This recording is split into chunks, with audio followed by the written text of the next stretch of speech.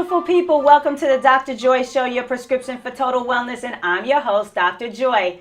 You remember Dr. Chuck Berg from my 100th episode? And I told you at the end that there was going to be a part 2. Well, he's back today in the studio. And yes, we're going to continue our conversation on, is your lifestyle killing you? And authenticity and success and how to mitigate stress.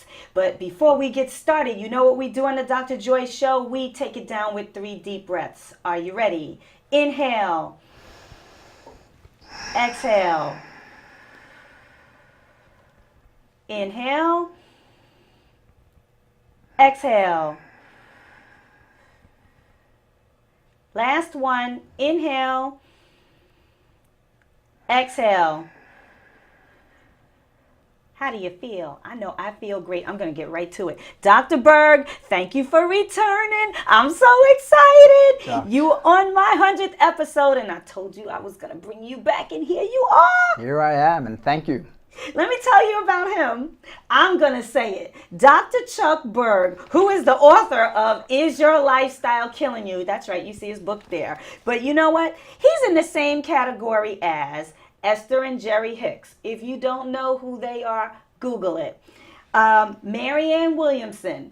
I know you guys know who she is. And also Dr. David Beckwith.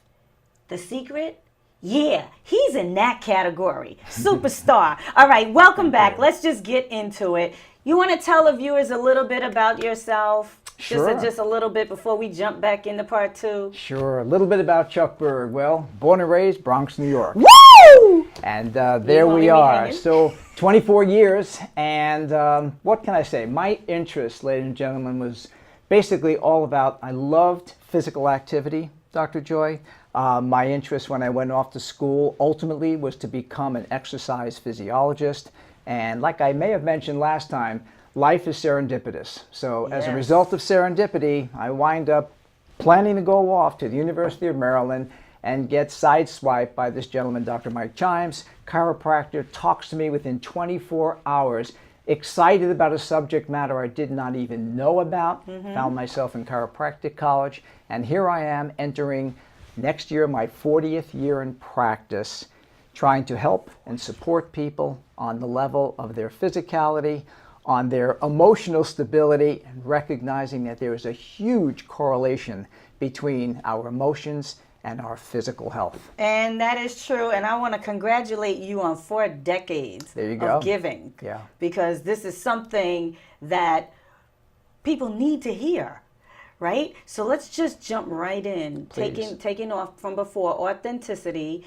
And I want to talk about societal pressures versus authenticity. Let's talk a little bit about that.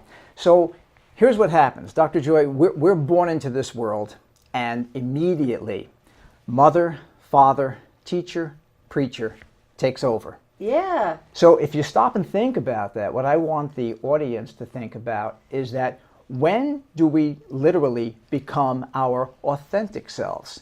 Basically, we are a byproduct of this caregiver who told us how to think, how to live, what's right, what's wrong. And as a result, most people have to resurface at some point in their life. Yeah, but what about the other outside noise? Outside noise is everything. And we're living in this society today, 2016, where every second between our mobile devices, we are being told how to live, what's important, what is success, chase it, go after it, because who you are is what you have. Ooh. And the more I have, the more I am. And I want people to think about that. You better preach, Dr. Berg, because let me tell you that there's a V word. There's a V word that also kills us. It's that validation. You know, when we search, because we have people in our ear. Oh, I don't like your dress, Dr. Joy. I don't like your shirt, Dr. Berg. And it's like, well, if we let that penetrate us, that is going to cause some emotional disturbance, wouldn't you say? Yeah, we call it stress. And we call that stress because we're trying to please everybody, right? So validation from others, judgment of others is greater than our own self-esteem. Why is that? Well, from everything I've ever read, Dr. Joy, and I'm on my pretty much my 44th year of still being a student because, ladies and gentlemen, I have not arrived Oh, either. yeah. I'm just like everybody growing. else. But the challenge is that from everything I've learned and was taught, is that our judgment of ourself is based upon the words of others. And that's a horrific place to be. Yeah, I don't like that. Not a good one at all. So therefore, my interest is to try to develop, and for all of us to try to develop, will the real, that is the authentic Chuck Berg, please stand up. Yeah, and those aren't just words, because Dr. Joy, if we stop and think about it, what we are doing is living out other people's expectations. For many of us, until we, and I use the word resurface, we wind up trying to live out what other people want, what society tells us to do. And I call them, or I say that the question to everybody is, are they the right for you goals? Yes. Or are you living out society's expectations? And stay in your lane as you're living out your own goals, right? Now, let's talk about that. Goals, success, right? Yeah. People would look at you and judge you today the way you are, and he's a handsome guy, he's dressed well, he's a successful guy. But if they were to see you the day that I met you, when we were dripping sweaty from yoga, Yeah. well, they still may think that you're a successful guy. But let's just say you're just running to go get the newspaper and, you don't have a Starbucks can, right? You're just running. Would they say the same thing? How is, we still stick on validation of one's successes, and I say, and you may agree, success is individually defined. Absolutely. I think we talked about, are you society-driven or soul-directed? I love that Right. terminology. Soul-directed. Soul-directed. Okay. So society-driven, Dr. Joy, is what we just spoke about. We are told, that in life, what you drive, where you live, the kind of clothes, the name of the person who's on the name of that garment. But ultimately, I think when you arrive or get close to this awareness, is it doesn't matter what other people think of you. As the expression goes, what other people think of me is none of my business. So it's a cliche. Love it. But it's important that for our listeners, as we're having our dialogue and discussion, folks, how does this relate to you? They can see you. They can see you, Dr. Chuck. They can see you. Yes. But it's effort. So, Dr. Joy, we don't arrive at this, and you're absolutely correct. Success, that is a definition that is based upon your core values. So one of the things that I try to support my patients with is to really take a look at what your value systems are. That's true. If, in fact, you think success is all about the what I have, then you're going to be on this chase. Oh. And the problem with the chase, and remember, I'm a healthcare practitioner, the chase gets you very frustrated. Yes. Because every time you arrive at this level, you're chasing something else. There's something else. I want the viewers to see a diagram which is called a success iceberg, and we talked about it. So take a look at the success iceberg, and what you will see is that, you see the iceberg and it says success, but underneath the water, all of the things that a person has done to actually get to that point.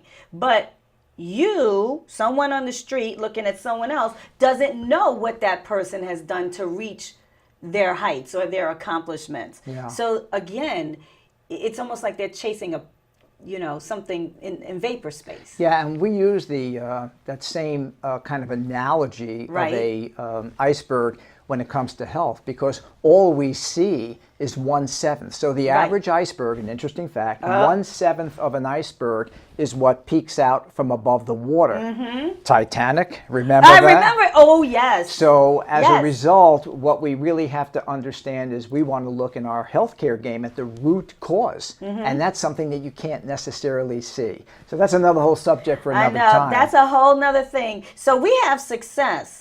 Right? But a lot of people define success by what you have, but it always boils down to, if we were just to throw everything in, all of the tangible items in, it boils down to finances. right? Because you need the finances to get those things. So your finances and your financial state of mind can cause stress. Let's talk about that.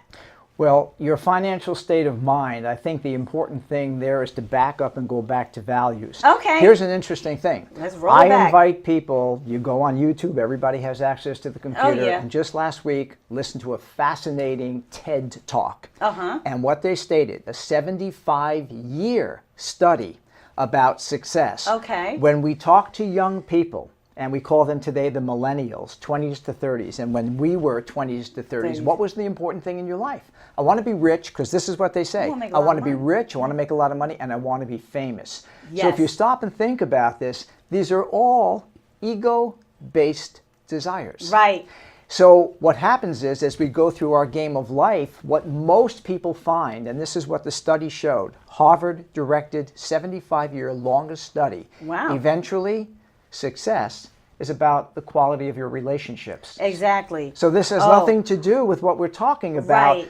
But it's important, because if you're on the chase and you're getting stressed out and you feel that you're not where you're supposed to be, honoring and accepting where we are, and more importantly, rather than what are we getting, right. it should be about what are we giving at the end of life. Yes. This is what is most important to human beings. Yes. But we're stuck in society's roles, chasing, killing ourselves, and winding up sick as a result.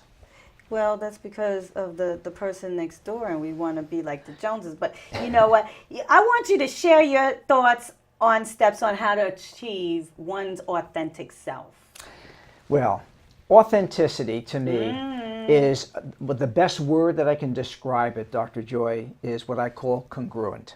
In other words, when you look at somebody, and are they walking their talk? Are they consistent with the words that they say, with their physical actions that they do? An authentic human being is somebody who understands what their core values are. They are living out their desires, not what society is telling them to do. Right. And it takes a while to really identify your own level of authentic life. But let me just chime in Please. there. The folks that have the congruence, that are on the path towards living, achieving an authentic life, or living in an authentic lifestyle, kind of, we'll call that concept, they are most happy. Well, thank you. And the next point is that whole happiness I'll pay you game, later. Yeah. The happiness game is something where you are an authentic human being. You are congruent in your world, because here's the ultimate thing. Dr. Joy, it don't matter whether I think that I'm successful or not. When people go to bed at night, the only space they have is the space between their ears. Right. There's no more voices coming in. Right. And it's at that time you'll know whether you're living out your authentic world. It doesn't have to be proved to the rest of us. But how does a person make that paradigm shift from thinking inward to outward? Remember, you asked, okay, I should let the question stick. Go ahead and say that, and then I have a comment. Go ahead.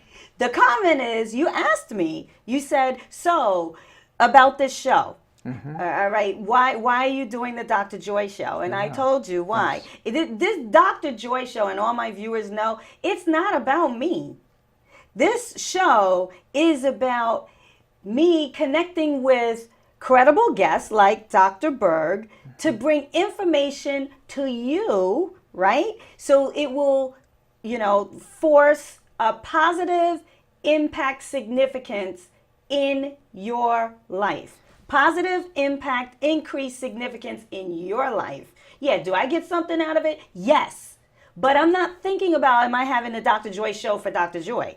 No. It's about the viewers. But that's you arrived at that at some point where you realized that, you know what, the greatest joy that I have in my life is my ability to support and help people. Right. So sometimes, I think every one of us, because we're human, we are going to go through this challenge of identifying, once again, what is the game all about?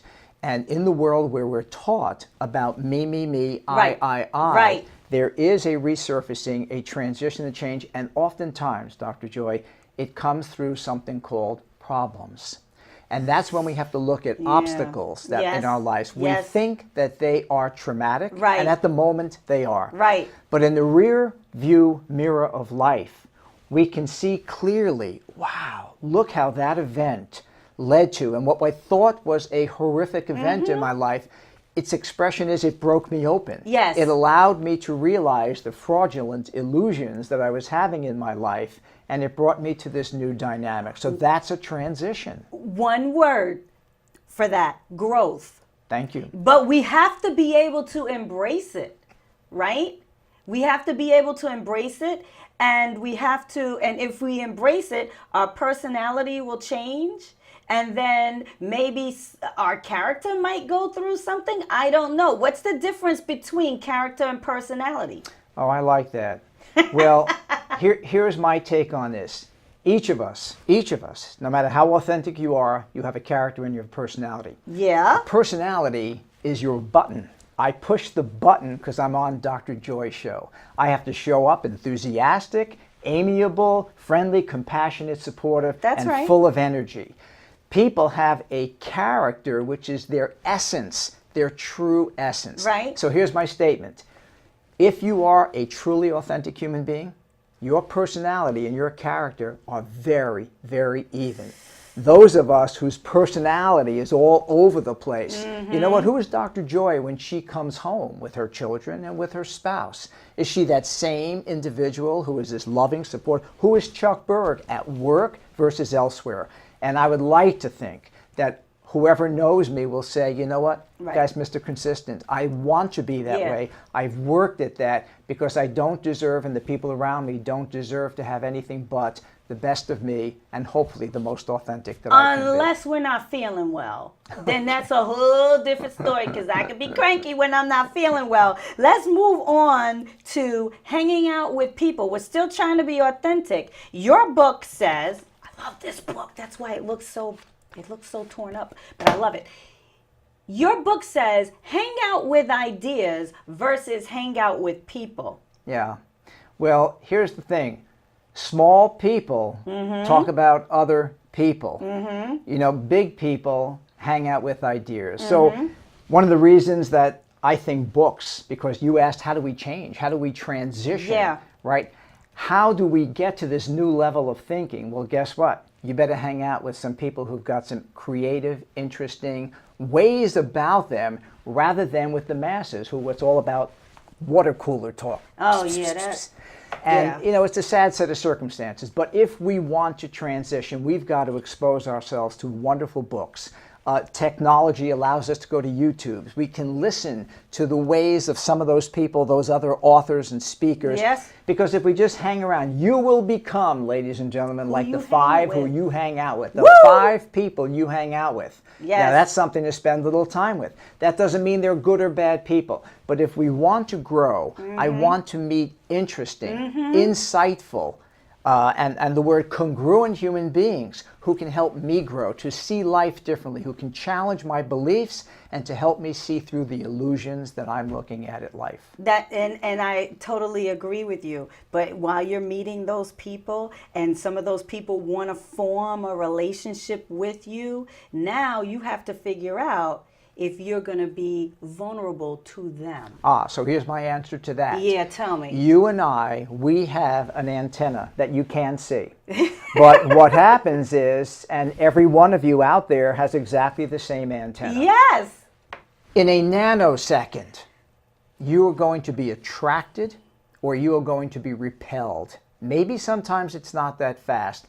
But we have this amazing nervous system, Dr. Joy, that can really get a sense of what is going on around. Kirlian photography told us that we have this electromagnetic thing all living things do. Okay. And as a result, that's why within the first 5 or 7 seconds, and folks, you know because you've interacted with people. And I don't mean the attraction of a sensual type of thing. I'm talking about, you know, I like this guy, I like this girl, I like what they're about. Yeah, what are they about? I want to find out more. Right. Or just the opposite. Have a nice day. See you. So please listen to your inner, and that's what we refer to as that inner core. Stop thinking about other people and what they say and what they think. It's about you making your decisions. In the book, we talk about being the director. We talk about being the Spielberg of your own life. Yes. You are the director. You are the producer. No one's there with a gun to your head. So pay attention and stay conscious, especially to your own inner thoughts. But if you do that, now when you do that, you're growing. But then some of the people that you were around before might not be on the same growth pattern or growth sphere as you, and you wind up leaving them. Let go, let God. That's Yes. what they say. So it's not your responsibility to have them attract and work with you. This is a natural protocol. This is a natural progress in life. Most of us don't have all the people we hung with when we were 20 years of age. No. And if you're lucky to have one that bonds because your values are terrific, that's wonderful. But the essence of human beings is growth and change, just like the earth, the political world, and everything else. And don't you think that outside, there are people out there that are just not happy deep down. And it's because they don't have emotional freedom. They're not able to be their authentic self because they're worried about getting validation, because they're chasing things that other people deem to be success. But how, again, and then it seems, wait, because I was going into a question, then I have to come back. See, that's what happens when you think too fast. Yeah.